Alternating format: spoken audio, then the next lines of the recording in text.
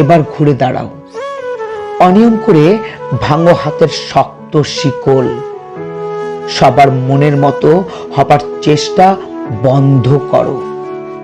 অন্যদের কথা চিন্তা করতে করতে নিজেকে ভালোবাসতে ভুলে যেও না। আর কেউ খারাপ বললে তাকে বারবার বোঝানোর দরকার নেই যে তুমি ভালো। জাস্ট পাত্তা দেবে না টাইপের মানসিকতা তৈরি করো নিজের মাঝে। নিজেকে বোঝাও একটু, তুমি সস্তা নও, তুমি খেলনা নও। ফুলেদের কদর সবাই করতে পারে না।